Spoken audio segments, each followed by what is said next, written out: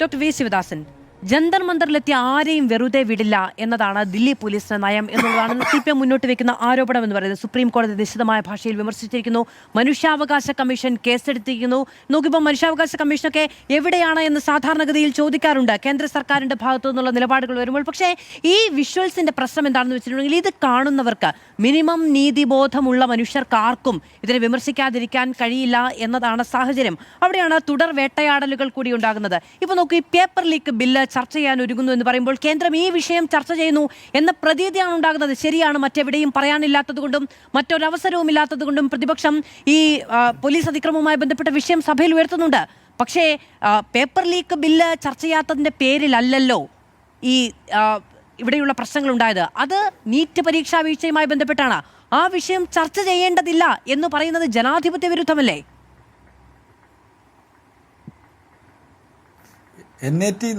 NTA നടത്തിയിട്ടുള്ള പരീക്ഷകളിൽ ബഹുഭൂരിപക്ഷവും പേപ്പർ ലീക്കിൻ്റെ പ്രശ്നം അഭിമുഖീകരിച്ചിട്ടുള്ളവയാണ്.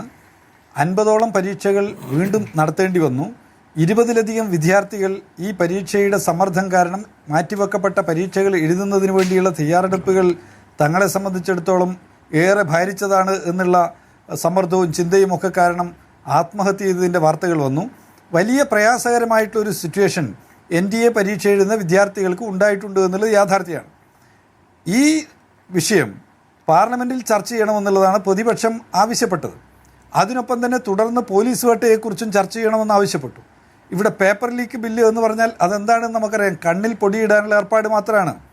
ശിക്ഷ വർദ്ധിപ്പിക്കുക എന്ന് പറഞ്ഞിട്ട് ആ ശിക്ഷയിൽ എന്തെങ്കിലും അങ്ങോട്ടും ഇങ്ങോട്ടും മാറ്റം വരുത്തിയത് കൊണ്ട് ഉണ്ടാവാതെ പോകുന്ന ഒന്നല്ല ഇത്. ഇതൊരു പോളിസിയുടെ പ്രശ്നമാണ്, ഒരു നയത്തിൻ്റെ പ്രശ്നമാണ്. എന്താണ് നയം? NTA എന്ന് പറഞ്ഞ സംവിധാനം എന്തിനാണ് അടിച്ചേൽപ്പിച്ചത്?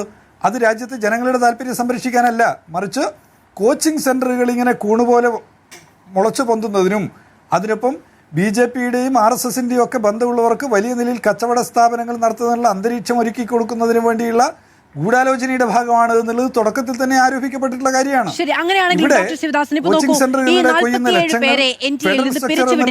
അവർക്കെതിരെ കേസെടുക്കണ്ടേ? നിലവിലുള്ള നിയമപ്രകാരം ഭേദഗതിയല്ലേ വരാനുള്ളൂ. ഭേദഗതി വരട്ടെ, നിലവിലുള്ള നിയമപ്രകാരം കേസെടുക്കണ്ടേ? പിന്നെ ആരുടെ കണ്ണിലാണ് അങ്ങ് പറയുന്നത് പോലെ പൊടിയിട്ട് വെക്കുന്നത്?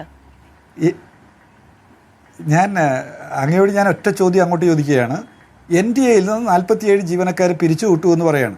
NTAക്ക് ആകെ NTAയിലുള്ള ജീവനക്കാരുടെ NTAയുടെ സ്വന്തമായിട്ടുള്ള ജീവനക്കാരുടെ എണ്ണം എത്രയാണ്? അങ്ങ് ശ്രദ്ധിച്ചിട്ടുണ്ടോ? നമ്മൾ ഇതൊക്കെ പറയുന്നുണ്ട് ഡോക്ടർ ശിവദാസ്, നമ്മൾ ദിവസങ്ങളായി പറയുന്നുണ്ട്. പക്ഷേ പിരിച്ചുവിട്ടല്ലോ ഇവർ. നാട്ടുകാരുടെ കണ്ണിൽ പൊടിയിടാനാണെങ്കിലും പിരിച്ചുവിട്ടല്ലോ. അവർക്കെതിരെ കേസെടുക്കണ്ടേ? NTAക്ക് അതെ, അങ്ങ് പറഞ്ഞിട്ടുള്ളത് വളരെ കൃത്യമാണ്. NTAക്ക് ഒരു സ്വന്തമായ ഒരു ജീവനക്കാരൻ പോലും ഇല്ല. ഡെപ്യൂട്ടേഷനിൽ വന്നിട്ടുള്ളവരാണ് 37 എന്ന് പറയുന്നതിൽ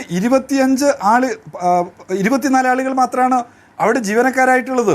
15 ആളുകൾ ഇപ്പോഴും വേക്കൻസിയാണ്. ബാക്കിയുള്ളതോ 73 പേർ ഔട്ട്സോഴ്സ് ചെയ്തിട്ടുള്ള ആളുകളാണ്. പിന്നെ എങ്ങനെയാണ് ഇവർ പിരിച്ചുവിടുക? 45 ആളുകളെ പിരിച്ചുവിടുന്നതെന്ന് പറഞ്ഞ കണക്കിൻ്റെ അടിത്തറ എന്താണ്? എനിക്ക് പാർലമെൻറ്റിൽ തന്നിട്ടുള്ള മറുപടിയിൽ വളരെ കൃത്യമായിട്ട് പറഞ്ഞിട്ടുണ്ടല്ലോ, NTAയിൽ സ്വന്തമായിട്ടൊറ്റ ജീവനക്കാർ NTAക്കില്ല. 35 ജീവനക്കാരിൽ 24 ആളുകൾ മാത്രമാണ് അവിടെ പ്രവർത്തിക്കുന്നത്. അത് ഡെപ്യൂട്ടേഷനിലാണ്. 73 ആളുകൾ ഔട്ട്സോഴ്സിങ്ങിൻ്റെ ഭാഗമായിട്ട് വർക്ക് ചെയ്യുന്നവരാണ്. പിന്നെ എങ്ങനെയാണ് 45 ആളുകളെ പിരിച്ചുവിടുക എന്ന് ഇവർ പറയുന്നത്? യാതൊരു വ്യവസ്ഥയില്ലാതെ ഉത്തരവാദിത്വമില്ലാതെ പ്രവർത്തിക്കുന്ന ഒരു ഏജൻസിയുടെ പേരാണ് നാഷണൽ ടെസ്റ്റിംഗ് ഏജൻസി. അതിൻ്റെ ഏറ്റവും പ്രധാനപ്പെട്ട ഉദാഹരണം തന്നെയാണല്ലോ അവർ തന്നിട്ടുള്ള വ്യത്യസ്ത വർഷങ്ങളിലെ കണക്കുകളിൽ എന്ന് പറഞ്ഞാൽ ചിലവിൻ്റെ കണക്കുകളിൽ തന്നെ വന്നിട്ടുള്ള ഗുരുതരമായിട്ടുള്ള പിശക്. 2019 ചെലവഴിച്ച തുക എന്ന നിലയിൽ അവർ പറഞ്ഞിട്ടുള്ളത് 2024 പറഞ്ഞതല്ല, 2026 പറഞ്ഞിട്ടുള്ളത്. ഈ വിഷയം പ്രധാനമന്ത്രിക്ക് ഞാൻ കത്തെഴുതുന്നതിലേക്കൊക്കെ മാറിയത് അങ്ങുകൂടി ശ്രദ്ധിച്ചിട്ടുണ്ടാവുമെന്ന് കരുതുകയാണ്. ഞാൻ ഓർമ്മപ്പെടുത്തുന്ന കാര്യം, NTA എന്നുള്ള വിദ്യാർത്ഥി വിരുദ്ധ ഏജൻസിയെ പിരിച്ചുവിടണമെന്നുള്ളതാണ് വിദ്യാർത്ഥി സമരത്തിൽ വിദ്യാർത്ഥികൾ ഉയർത്തിയിട്ടുള്ള പ്രത്യേക മുദ്രാവാക്യങ്ങളിലൊന്ന്. അത് ഏറ്റവും അത്യാവശ്യമായിട്ടുള്ള കാര്യമാണ്. ഇവിടെ ചർച്ചയിൽ പങ്കെടുത്തിട്ടുള്ള BJPയുടേതെന്ന് ഞാൻ പറയുന്നില്ല, വലുത് നിരീക്ഷകൻ എന്ന് നിങ്ങൾ വിശേഷിപ്പിച്ചിട്ടുള്ള ആൾ ഇവിടെ അറസ്റ്റ് ചെയ്യപ്പെട്ടിട്ടുള്ള വിദ്യാർത്ഥിയെക്കുറിച്ചും അറസ്റ്റ് ചെയ്യുന്നതിൻ്റെ രീതിശാസ്ത്രങ്ങളെക്കുറിച്ചും ഒക്കെ പറയുന്നത് കേട്ടു. കോടതിയിൽ നിലവിലുള്ള ഒരു കേസിനകത്ത് അറസ്റ്റ് വാറണ്ട് ഇല്ലാതെ ഒരു വിദ്യാർത്ഥിയെ അറസ്റ്റ് ചെയ്യാൻ ശ്രമിച്ചു എന്നുള്ളത് നമ്മൾ ഇന്ന് കണ്ടിട്ടുള്ള കാഴ്ചയാണ്. രാജ്യത്താകെ ഇങ്ങനെയാണ്. നിയമവ്യവസ്ഥയെ ബഹുമാനിക്കാതെ ആദരിക്കാതെ വിദ്യാർത്ഥികളെ അറസ്റ്റ് ചെയ്യുന്നു, വേട്ടയാടുന്നു. ഇത് ഈ രാജ്യത്തിലെ വിദ്യാർത്ഥികൾ ഉയർത്തിയിട്ടുള്ള മുദ്രാവാക്യത്തെ നേരിൻ്റെ പക്ഷത്തെ സഹായിക്കുന്നതിന് വേണ്ടിയിട്ടുള്ളതല്ല എന്ന് നമുക്കറിയുന്ന കാര്യം.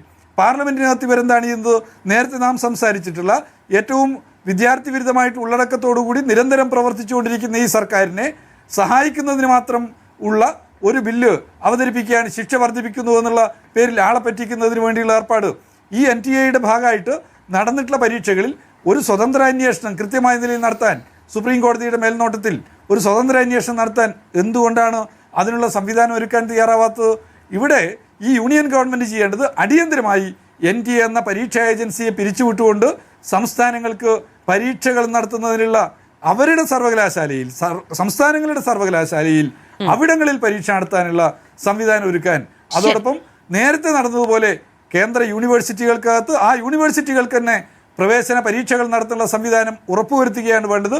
ഒറ്റ കാര്യം ഞാൻ കൂട്ടിച്ചേർക്കാൻ ആഗ്രഹിക്കുകയാണ്. അത് ഓരോ സർവകലാശാലയും നേരത്തെ എൻട്രൻസ് പരീക്ഷകൾ നടത്തുമ്പോൾ അവർക്ക് അവരുടേതായിട്ടുള്ള മെത്തഡോളജി ഉണ്ടായിരുന്നു.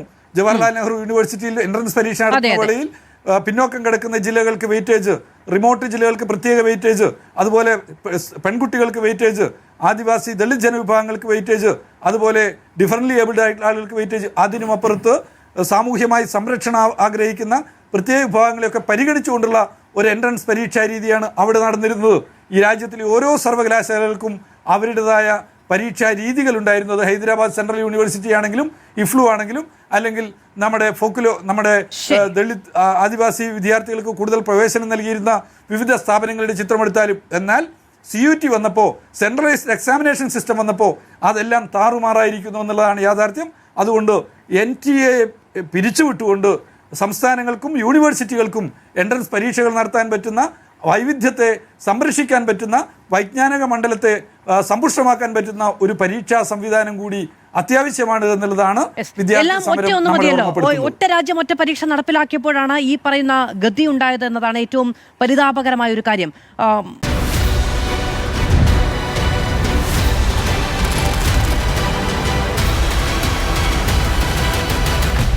Debate with Madhu Saji.